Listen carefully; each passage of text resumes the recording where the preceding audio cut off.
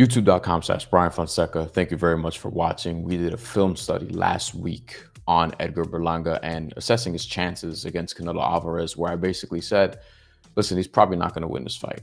But the best thing you could probably hope for, other than a knockout victory that no one would have expected and would have been one of the biggest upsets in boxing history, maybe, but definitely in the last 5 years or so. The best you could have hoped for was he's competitive, he shows enough moments, he lasts till the final bell or goes out on his shield like Caleb Plant did. And we come away from Saturday night and we could argue that Canelo Alvarez against Edgar Berlanga, like, that was the most interesting fight Canelo Alvarez has had maybe in over 2 years, going back to the Dimitri Bivol fight, where Alvarez actually lost to Dimitri Bivol at light heavyweight, obviously. So Edgar Berlanga, the judges had him winning 2 or 3 rounds each. We'll get into a few observations and then we'll assess going forward what we can look out for and, things of that nature. The beginning of the fight is interesting. The entrances were great, as expected. Edgar Berlanga is getting booed as expected.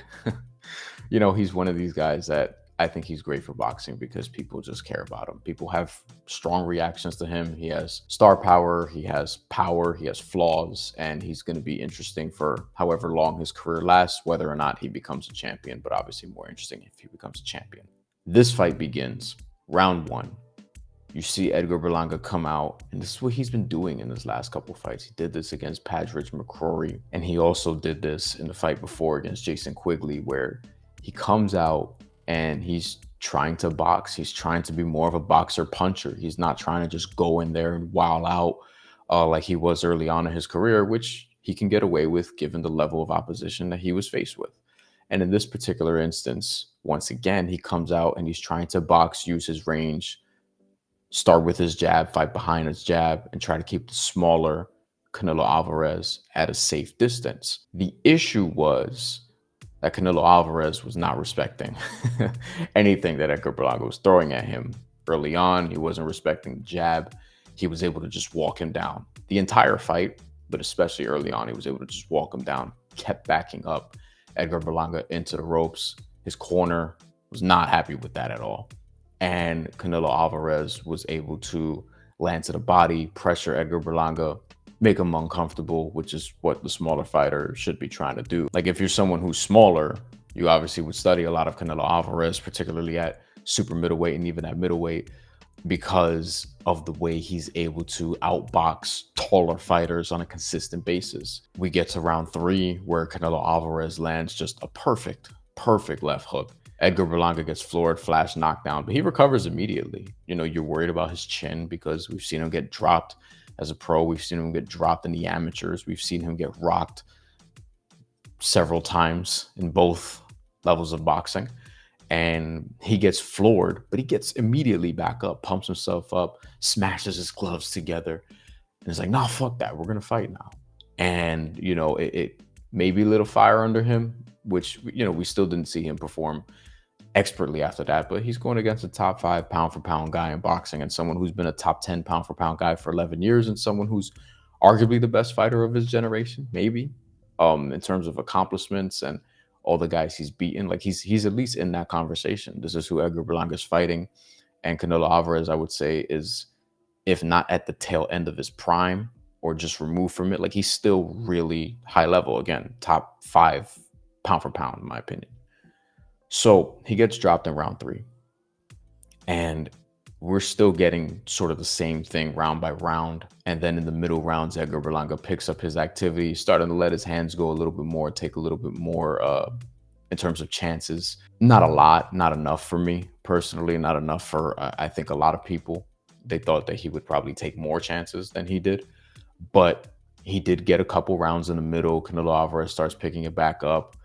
They're talking shit to each other, hitting each other in the clinch. It's starting to get ugly and sloppy, and it's still really, really interesting. Like, I thought it was a very captivating experience just from the standpoint of, like, the shit talking and what it was going to potentially lead to. I really enjoyed the energy, at least coming off the screen, because, I wasn't in Vegas, but the energy that we were able to feel from that fight.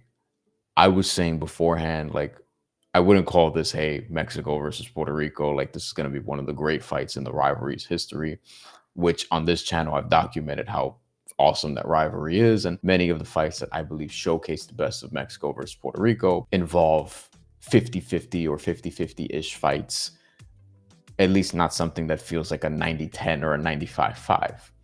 But this was able to have some moments. And I think that was important for Edgar, because as we get to the end here, and he shows off a little bit more, but ultimately where we're at is he was competitive enough to be interesting. Like, his next fight is going to be interesting wherever it is. I have some ideas about that. And he's going to be somebody that even in his weight class we care about. It's not to say that he's all of a sudden the second best guy at super middleweight. I wouldn't say that, but he accounted for himself very well.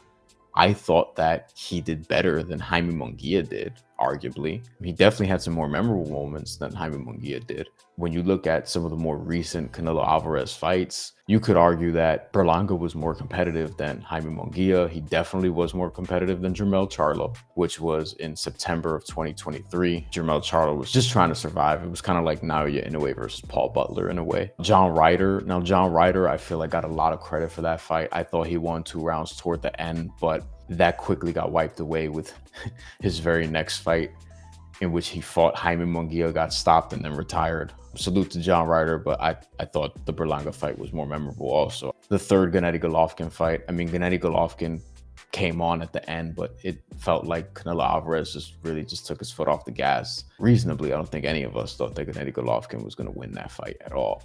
And then Bivol, obviously, in May of 2022, that was a big upset at the time. I kick myself for that because I feel like I should have seen it coming a little bit more. Bivol just beats Canelo Alvarez and is able to use his range in a way that would affect most super middleweights coming up to light heavyweight. And then before that, you have Caleb Plant. Caleb Plant is still Canelo Alvarez's most recent stoppage. Canelo Alvarez, we likely won't see him again until May of 2025, unless he does actually fight in December of this year. There was a rumor going around that he may fight, because it's boxing, a lot of things are bullshit. But if he does fight in Japan, okay, maybe that's a challenge where he could end this non-knockout streak, because Canelo Alvarez's most recent stoppage was on November 6, 2021 against Caleb Plant, the 11th round of that fight. And Caleb Plant boxed well. Caleb Plant, who was on this card and got a stoppage against Trevor McCumbee. That was a good fight that Canelo Alvarez had with Caleb Plant, where Caleb Plant had some early success and then faded late, and Canelo Alvarez was able to piece him up and stop him. But Canelo Alvarez is now 6 fights without a knockout.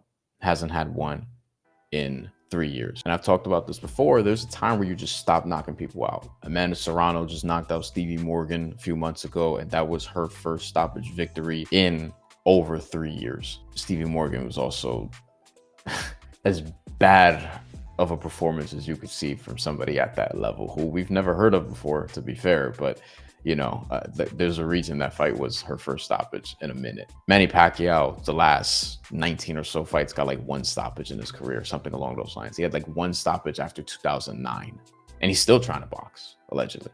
I think that's something to watch for with Canelo Alvarez. And on the Canelo Alvarez front, yeah, like, please go fight David Benavidez. Like, that's what we want. It's David Benavidez or bust for me with Canelo Alvarez at this point. I'd accept a Dimitri Bivol rematch reluctantly, but like, if they're gonna do it, fine. You have Christian Mbili, who is a #1 contender for the WBC title that Canelo Alvarez has, and you have Diego Pacheco, who's #1 contender for the WBO title that Canelo Alvarez has. It's early for Diego Pacheco, and Mbili, I mean, I don't know how interested casual fight fans will be, but I think that'll be fun. But I would like to see Mbili build himself up a little bit more. But hey, you could argue that Edgar Berlanga didn't do that, and he's going to come away with this with another money fight, which is where we'll end. So on that note, I think what Edgar Berlanga can do is return early next year. It could be Barclays Center, MSG Theater, somewhere in New York City, which I'll try to go to again. Went to his last fight in New York City and some others. I think Trevor McCumbee would make a lot of sense. I think Trevor McCumbee, having lost to Caleb Plant, will make a lot of sense. A sort of measuring stick fight to see, okay, now where are you post Canelo Alvarez? Can you fight for Caleb Plant's WBA title? Because Caleb Plant and Edgar Berlanga, I think, need to fight. I think they need to fight each other. The way they've been talking to each other on social media, They're two of the more interesting and better guys now, you can say, at the super middleweight division. Fight each other. Fight each other. That'll be a good fight. That'll be something that you can sell. I'd love to see Edgar Berlanga get one of these big time fights in New York. I think he deserves it, and he'll get the support. People in New York City care about him. People in boxing care about him. Like, that's just kind of where we are. I think his next fight, you try to get him a win, try to get him another knockout, and then you could set up Berlanga versus Diego Pacheco versus Jaime Munguia, maybe Christian Mbili, Caleb Plant. So many options here for him that you can get off of this Canelo loss. Edgar Berlanga is going to come away a winner from this, even though he did not win the fight. So that's all we have for today. We'll do more on the channel coming up. Maybe Anthony Joshua, Daniel Dubois, maybe something before that, maybe something after. We'll see. And obviously the NBA is coming along and some other things as well. And if you have any requests, by all means, let me know. I'll be happy to oblige. Take care. Enjoy yourselves. Thank you for watching.